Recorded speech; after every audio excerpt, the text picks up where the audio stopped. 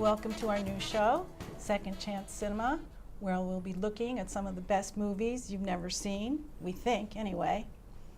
And this show is actually brought to you by Harvard Square Script Writers, which is a scriptwriting organization based in Newton, Massachusetts.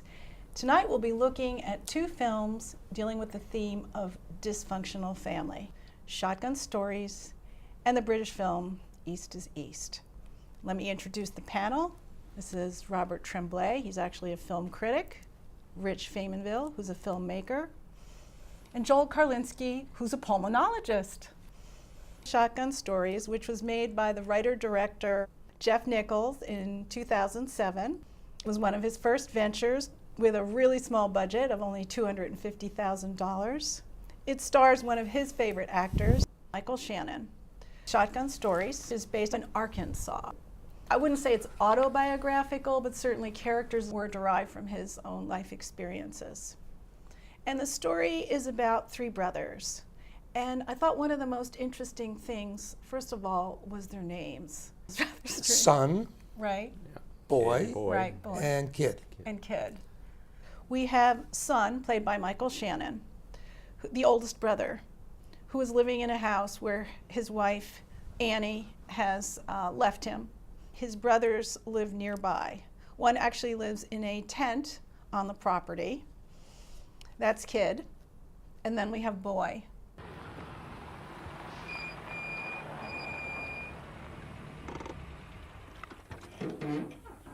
Boy. Yeah.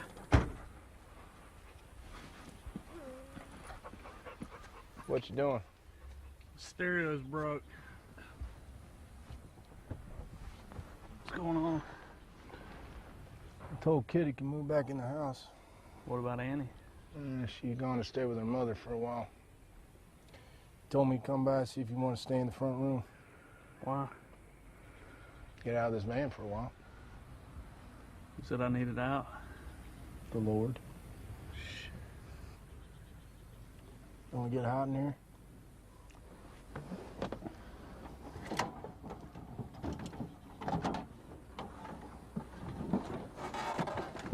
I got this the other day.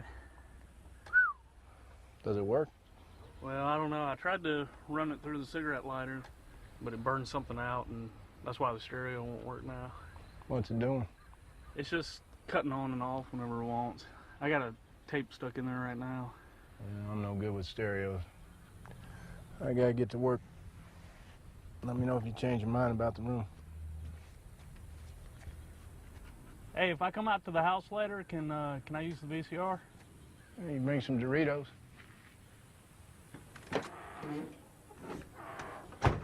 What a scene. It's great because he uses the stereo thing as a running joke throughout the entire movie, where it's a very serious scene, and then suddenly the stereo goes on. Right. At probably the worst possible moments. Right. And that's another reason why the film works. It's not so pitch black that there's not room for some humor that's not even dark. I mean, it's funny. I find the whole movie very bleak and actually not very entertaining. Well, I disagree. I think it's very entertaining. And the story is about three brothers whose father deserted them and left them with, seems like, the mother from hell.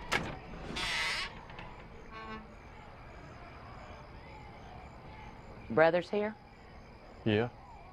Both of them? Yeah. Go get them.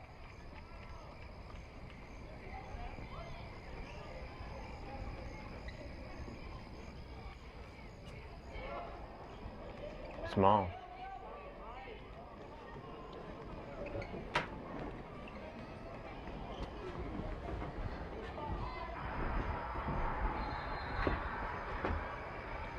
What is it? Your father's dead.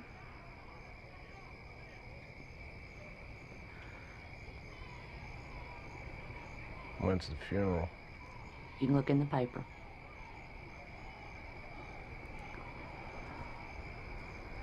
You going? No. So you originally, Rich, were the person who recommended this film to us. You want a film to take you to a place where you've never been, and that does. It takes me to rural Arkansas where I've never been, and shows like the beauty in the landscape and the cotton fields, but also the warts, the rusted out socioeconomic landscape that these people are living in, and shows them as real people, I think, not as it's not forcing characterizations through extraneous dialogue. It's really letting you see like actual people, I feel like. A sign of a great movie is when you have no idea what's going to happen. And you think what's going to happen because it basically turns into almost like a revenge film. And you expect revenge films to play out in the typical way. But this film, we want to give too many, ruin the movie for people who haven't seen it, but the way it plays out is completely unexpected. As Rich says, it does show what life is like among the poor white folks in Arkansas. But that's not something I find personally very entertaining. Why is it called Shotgun Stories? Which is a very interesting title for it, and I'm sure he had fun with it. I'm sure people going to the movie are going to expect, okay, there's going to be some shotguns here. It's going to be a Western. It's going to be right. a Western, and they're going to blow people away. It's going to be Right. like Quentin Tarantino. But it isn't. And it's not. Source of the conflict, which we should say what that is. Well, the inciting incident, which we love to talk about in screenwriting, is the scene at the funeral. What do you think you're doing? I got something I want to say. The hell you do? Young man, what do you want? Sure, I'd like to say something. That's up to the family.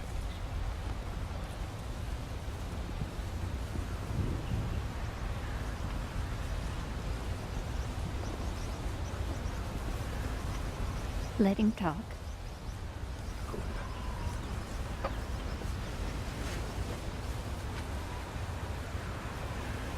I couldn't let you marry this man without saying a few things first. You all are here because you think this was a good man, but he wasn't. Just because you stopped drinking, call yourself Christian, get a new life, start a new family, that doesn't make you a different man. This is the same man that ran out on us, that left us behind to be raised by a hateful woman. He made like we were never born. That's who this man was. And that's what he's answering for today.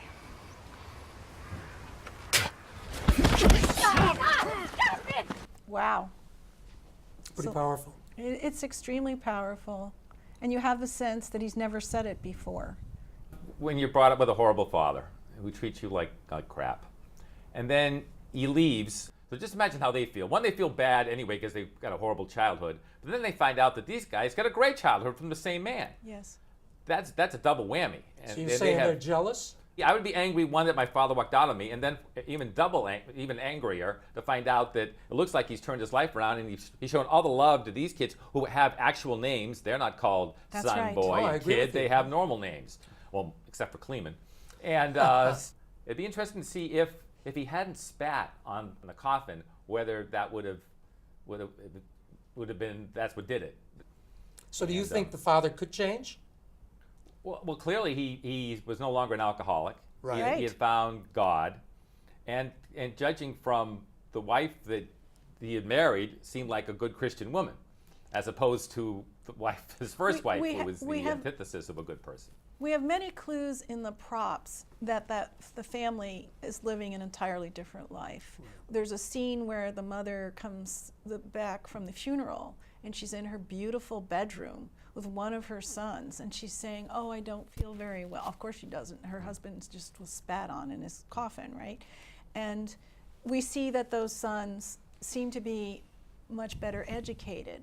We were talking about, well, who's the antagonist in this story? Is it someone in the other family, the Hayes family? You could say that the son starts by spitting on the grave, but they just could have let that lie. Mark doesn't. Right. He decides, no, they disrespected us, so I'm going to teach them a lesson. Right. And right. then it just escalates from there. Yeah. And you're wondering, well, how far is this going to go? Right. And that's an interesting aspect of the film, because there's hardly any violence shown in this movie. when he's about to hit him with the baseball bat, with the broken stick, I'm not really even sure you see the contact. When the knife comes out, you don't see where the knife goes. It's really not as violent as you would expect a movie called Shotgun Stories would have. Yeah. And I think it's admirable for that. And we talked about the low budget of this film. Even though it was made for very little, if you take a look at it, it doesn't look that way. My hat's off to him, too, because it looks really good. For limited violence, though, it also has an incredible amount of tension Yes. throughout the film, which is, I thought, masterful filmmaking, that he's for not just relying on violence as a tool, but continually, I mean, with the characters and the developing plot, the tension just seems to ratchet up. Well, you think that there are going to be more deaths than there are. Yeah. But in terms of the antagonist, I think the antagonist actually is the father who dies. He's the one that affects other people. The poor family has displaced their anger, father, to his other family. They can't be angry at the dad anymore. He's gone. So But they have all these other people that they can be angry at. is it possible that the antagonist in the story is actually boy? Because son wants revenge. He goes and spits on the grave. Then kid ends up in this fight where two people are killed. But all through this, we have the opposition of boy. He won't fight. He will never fight through the whole movie. As if you notice, he won't engage. They say you were a coward. Why didn't you get involved in that? And then, as we know, toward the end of the film, he is the one who basically puts himself right in harm's way. He goes right to the Hayes household. It's kind of The turning peacemaker. the peacemaker, the one who never succumbs to the revenge. Two weaknesses in the film that I saw. One was the mother just disappears. Yes. She's in that two scenes, Yeah. and her kids are going crazy, and she's just not there.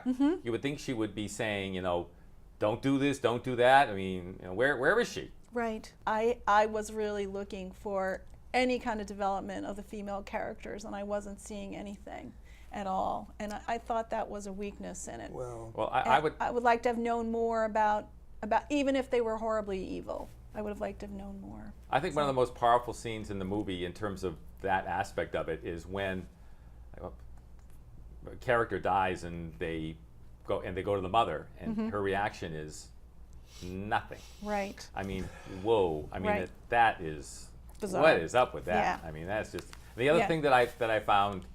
We talk about this in screenplay writing is characters who serve as a plot device, and Shampoo is the Right. character who basally is there to tell people what's going on. Yeah.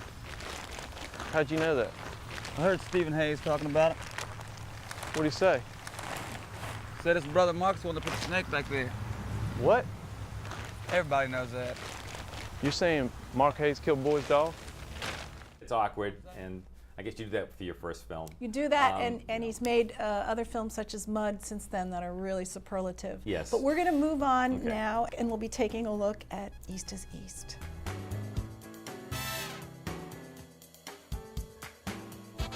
East is East was actually written by Ayub Khan Din.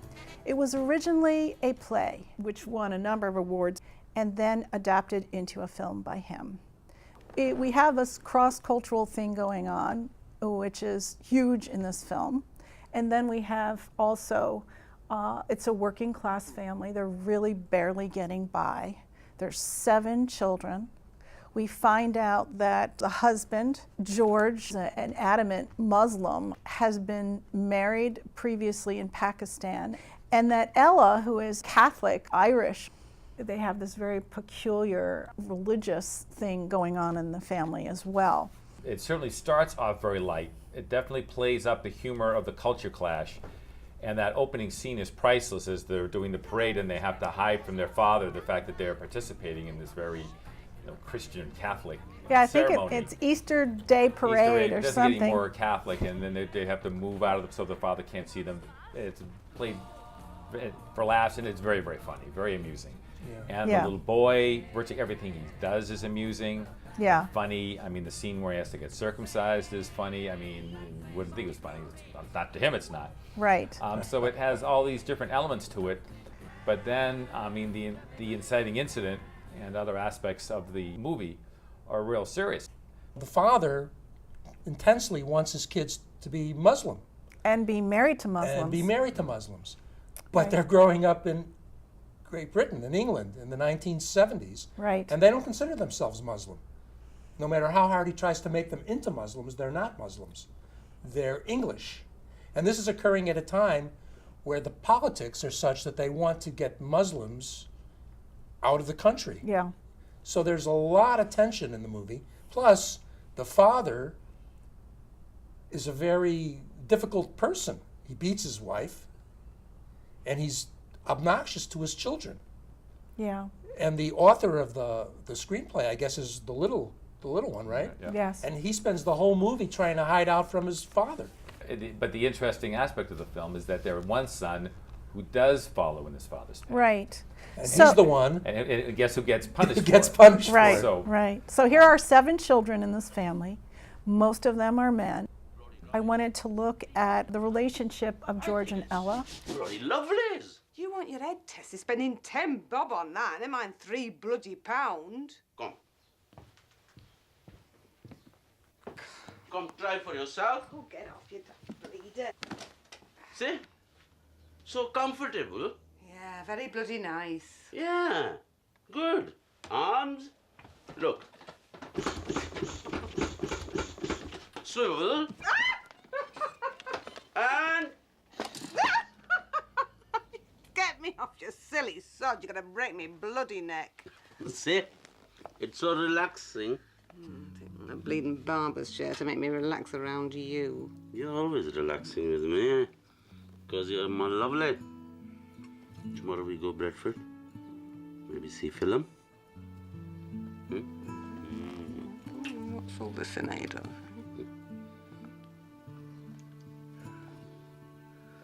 A cup of tea. I have half a cup.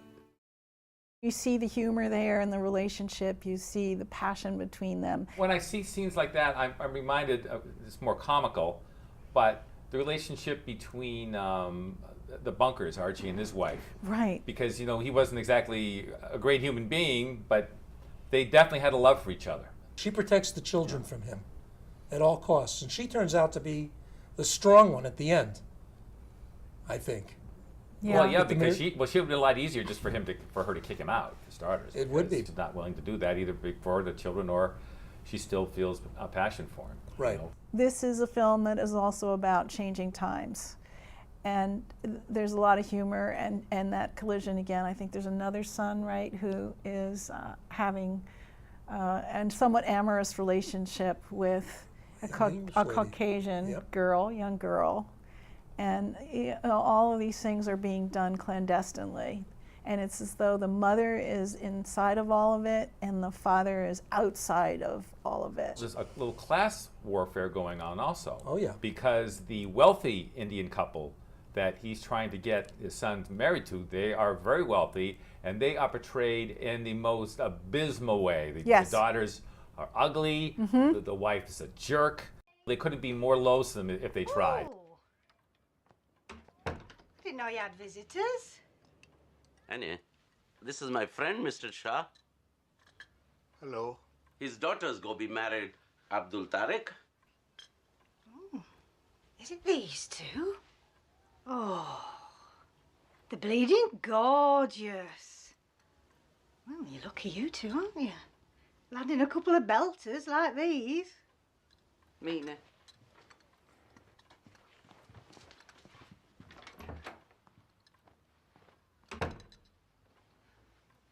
Mrs. Khan, I'm very proud that your sons are joining my family. I can see you've brought them up to be very respectful. You're right there, Mr. Shah. They're a credit to her. And you, George. Oh, yeah, they're good boys. Bring no trouble. They'll do anything for you, Mr. Shah.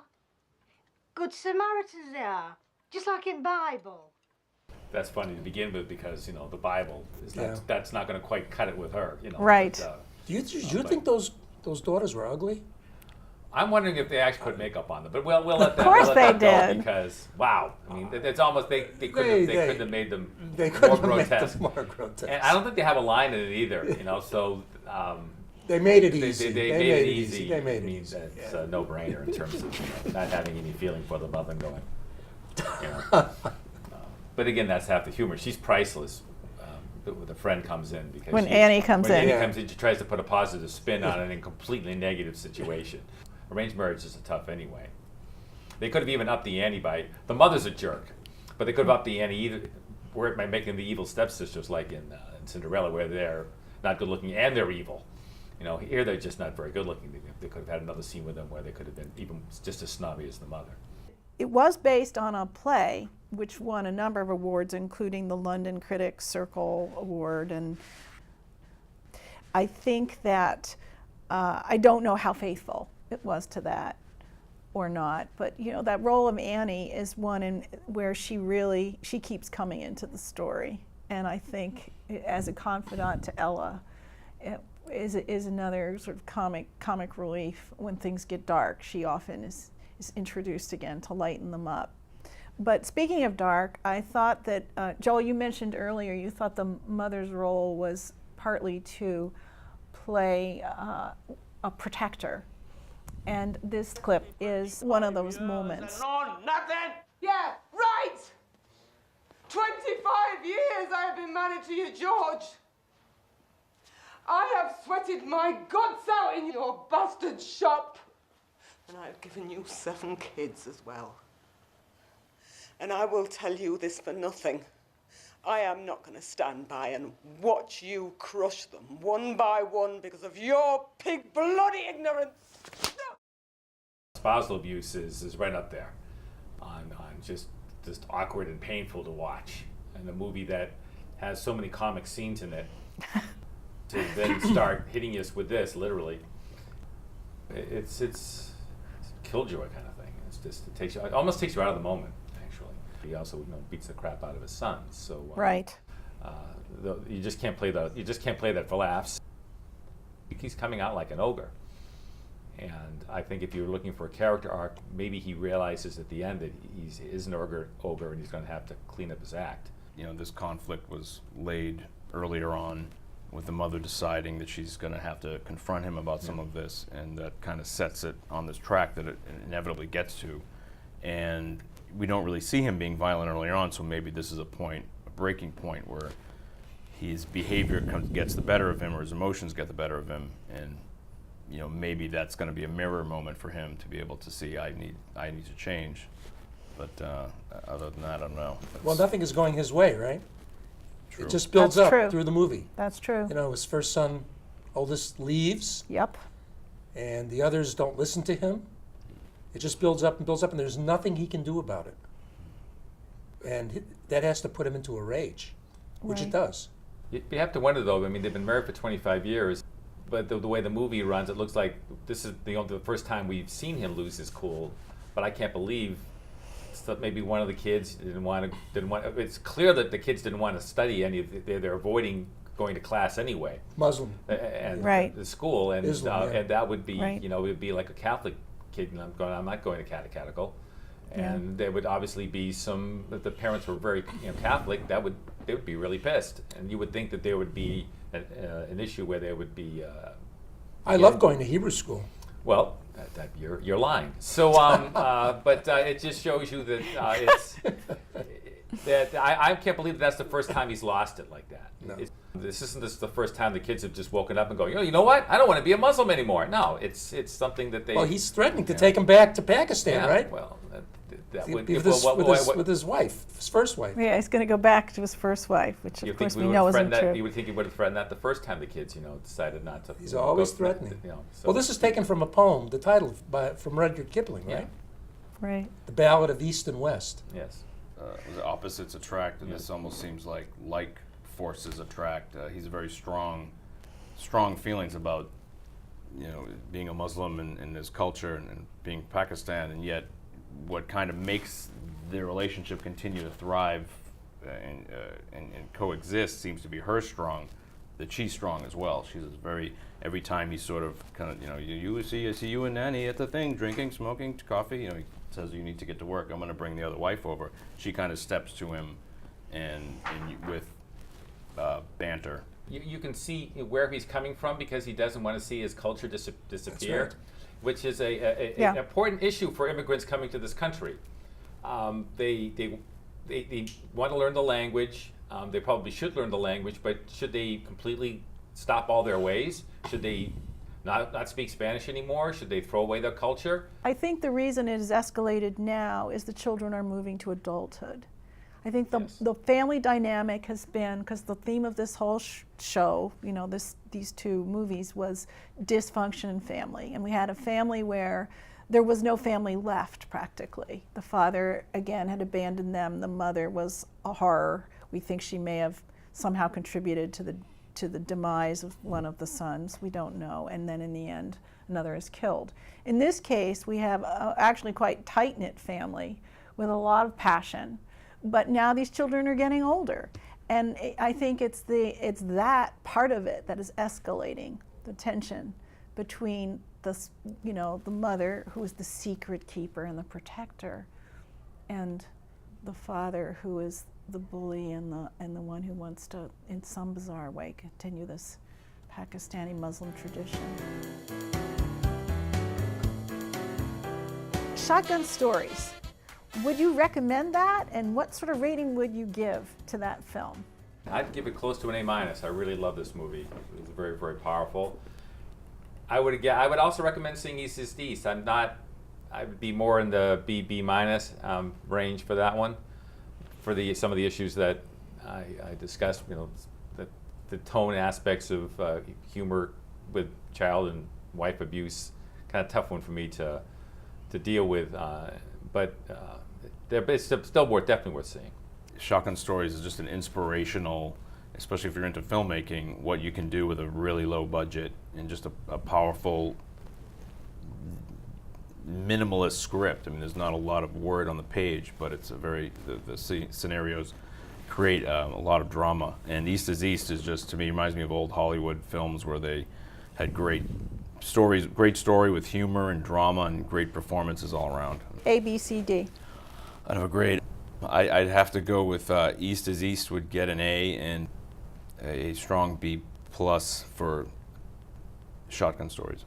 To East is East, I'm going to give it an A- because I think the Ella character is terrific, and her growth during the course of the story is wonderful.